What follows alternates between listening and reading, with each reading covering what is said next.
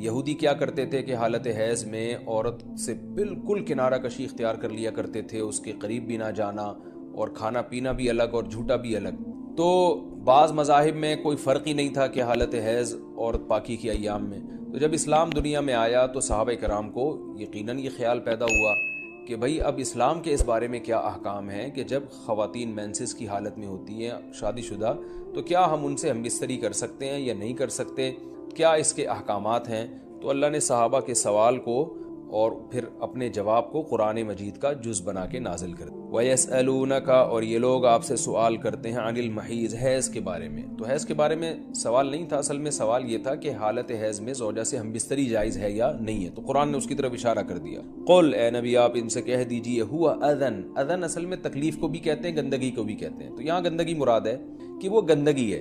فاعتزلوا النساء، لہذا عورتوں سے دور رہو، فی المحیض، حالت حیض میں، ولا تقربوہن، اور ان کے قریب مت جاؤ، حتی یطہرن، جب تک کہ یہ پاک نہ ہو جائیں۔ تو اس میں قرآن مجید نے جو لفظی ترجمہ ہے وہ قرآن کی آیتوں کا یہی ہے کہ ان سے کنارہ کشی اختیار کر، لیکن احادیث سے ہمیں پتہ چلتا ہے کہ یہاں کنارہ کشی اختیار کرنا یہ کنایہ ہے ہم بستری کرنے سے، یعنی ان سے ہم بستری کرنا تمہارے لیے جائز نہیں ہے۔ کنارہ کشی سے وہ جو یہودی کر لیا کرتے تھے وہ مراد نہیں ہے یہاں پہ، اور اس کی تفصیل احادیث میں۔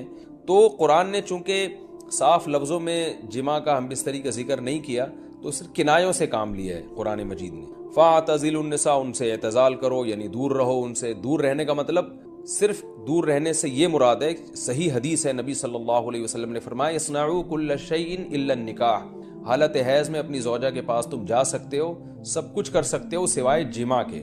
تو انٹرکورس جو اسے کہا جاتا ہے وہ حلال نہیں ہے۔ تو باقی نبی صلی اللہ علیہ وسلم نے فرمایا کہ ایسی کنارہ کشی کہ بالکل اس کا جھوٹا نہ پیو اور بالکل دور ہو جانا، اس کی اسلام میں اجازت نہیں ہے، اور نہ بستر الگ کرنے کی ضرورت ہے۔ تو یہ سارے قرآن کے کنائے ہیں۔ کنایہ کا مطلب ہوتا ہے کہ آپ صرف اشاروں میں بات کر رہے ہیں، صراحتاً بات نہیں کر رہے۔ تو میں اس میں نقطے کی بات بھی بتاؤں گا کنایہ کیوں ہے، کہ فاعتزلوا النساء فی المحیض، عورتوں سے حالت حیض میں دور رہو، ولا تقربوہن، ان کے قریب مت جاؤ۔ تو یہ قریب جانا بھی اصل میں جماع اور ہم بستری سے کنایہ ہے، یعنی اشارہ ہے ہم بستری مت کرو۔ تو جماع کا صراحتاً ذکر نہیں کیا جا رہا، تو مراد وہی ہے کنایہ، کنائے میں بات کی جا رہی ہے۔ ایک جگہ قرآن میں آتا ہے لا تقربوا الزنا، زنا کے قریب مت جاؤ۔ تو ممکن ہے کسی کو اشکال ہو کہ وہاں تو ہم یہ کہتے ہیں کہ زنا کے قریب بھی مت جاؤ، تو وہاں قریب نہ جانے سے ہم حقیقی معنی مراد لیتے ہیں کہ بھئی زنا ایسا کام کرنا جو زنا یعنی زنا تک لے کر جاتا ہے وہ بھی تمہارے لیے حرام ہے، تو وہاں تو یہ ترجمہ کرتے ہیں۔ تو یہاں بھی وہی ترجمہ ہونا چاہیے، ولا تقربوہن، ان عورتوں کے قریب بھی مت جاؤ، یا مطلب کیا ہے کہ اس گھر میں بھی نہ رہو، اس کمرے میں بھی نہ رہو جہاں تمہاری جو بیوی رہتی ہے جو مینسز کی حالت میں ہے۔ تو یاد رکھیں وہاں چونکہ زنا کا لفظ اللہ نے صراحتاً ذکر کر دیا، کنایہ کی اب ضرورت نہیں ہے، لہذا وہاں لا تقربو کا مطلب لا تقربو ہی ہے، یعنی قریب مت جاؤ۔ تو زنا کے قریب مت جاؤ یہ کنایہ نہیں ہے، اس کا مطلب صاف کہ زنا تو دور کی بات ہے، کوئی ایسا کام بھی نہیں کرنا جو زنا کے قریب لے کے جاتا ہے، لیکن یہاں اللہ نے ہم بستری کے لفظ کا صراحتاً ذکر نہیں کیا، لہذا جہاں ذکر نہیں ہوتا تو وہاں اشارتاً ذکر کیا جاتا ہے، اور اشارتاً جب ذکر کیا ہے تو یہاں لا تقربوہن، یہ قرب سے خاص قسم کا قرب مراد ہے، اس سے مطلق قرب مراد نہیں ہے کہ کسی کے بھی قریب چلے جاتے ہیں۔ تو یہاں خاص قسم کا قرب مراد ہے، وہ قرب یہی ہے کہ مکمل جمع کرنا حالت حیض میں، اس کی اجازت نہیں دی جا رہی، لیکن اللہ نے اس کو گول مول طریقے سے کنائے کے ذریعے ذکر کیا ہے، حتی یطہرن، یہاں تک کہ وہ پاک ہو جائیں۔ تو یہ جو میں نے بتایا کہ حالت حیض میں نبی صلی اللہ علیہ وسلم سے صحیح حدیث سے ثابت ہے، اور اس پر پوری امت کا اجماع ہے، اتنی واضح احادیث ہیں بخاری اور مسلم کی اس بارے میں کہ حالت حیض میں آپ بیوی کے قریب جا سکتے ہیں، اور حیا کے خلاف مسئلہ ہے، لیکن اب ایک بات آ گئی تو میں بتا دوں کہ اس کی تفصیل فقہاء نے بیان کی ہے کہ جو ناف سے لے کر گھٹنوں تک جسم پہ کوئی کپڑا ڈال دیا جائے اور پھر باقی زوجین ایک دوسرے سے جو ہے وہ ریلیشن قائم کر سکتے ہیں باقی باڈی کے ذریعے، لیکن یہ کہ جو مکمل جمع ہے وہ حلال نہیں ہے اور وہ سخت گناہ ہے۔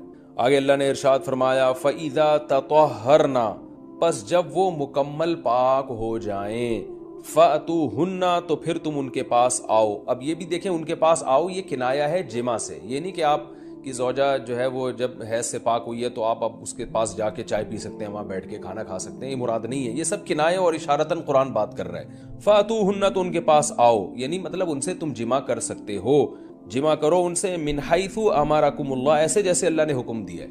تو اس سے پتہ چلتا ہے کہ جمع کا ایک ناجائز اور حرام طریقہ بھی ہے اور ایک جائز طریقہ بھی ہے۔ تو قرآن بتا رہا ہے کہ جائز طریقے سے تم جمع کر سکتے ہو، ناجائز طریقے سے جمع نہیں کر سکتے۔ وہ جائز اور ناجائز کیا ہے وہ میں انشاءاللہ بتاتا ہوں۔ ان اللہ، بے شک اللہ تعالیٰ، یحب التوابین، توبہ کرنے والوں سے بھی محبت کرتا ہے، ویحب المتطہرین، اور تطہر جو ہے نا، یاد رکھیں، دیکھیں یہاں دو لفظ استعمال ہوئے ہیں۔ ایک استعمال ہوا ہے طہورا یطہرو، حتی یطہرنا، اس کا مطلب ہوتا ہے پاک ہو جانا، اور ایک ہوتا ہے تطہرنا، باب تکلف ہے، یعنی تھوڑا تکلف سے پاک ہونا، اہتمام کر کے۔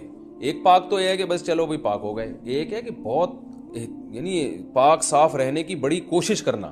تو جو صفائی پسند لوگ ہوتے ہیں نا، وہ جب تک صفائی کا خبط ان کے اوپر سوار نہیں ہو جاتا اور تکلف نہیں کرتے، اس وقت تک پاک صاف وہ رہتے نہیں ہیں۔ تو اس لیے اللہ تعالیٰ نے تکلف کے ساتھ طہارت کا حکم دیا۔ تو اسی وجہ سے بہت سے علماء کہتے ہیں کہ اس سے حالت حیض کے بعد غسل کرنا مراد ہے، کہ اگر عورت کے 10 دن سے پہلے حیض آنا ختم ہو جائے تو عورت پر پھر واجب ہو جاتا ہے کہ وہ باقاعدہ غسل کر کے اپنے آپ کو پاک صاف کرے۔ تو یہی مراد ہے اس سے۔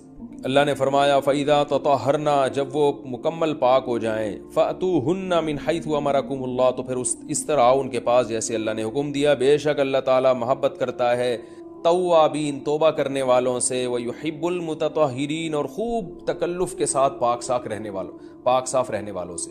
تو توبہ اور تطہر کا تذکرہ کیا۔ توبہ روحانی طہارت کو کہتے ہیں، اور جو تطہر ہے وہ جسمانی طہارت کو کہتے ہیں۔ یعنی اسلام یہ چاہتا ہے کہ آپ روحانی طور پہ بھی پاک صاف رہیں اور جسمانی طور پہ۔ روحانی پاکی کیا ہے کہ اگر آپ سے کوئی گناہ ہو جاتا ہے تو رو دھو کے اللہ کو منا کے راضی کر لیں، تاکہ دل جو گندا ہوا ہے وہ بھی صحیح ہو جائے۔ اور جسمانی پاکی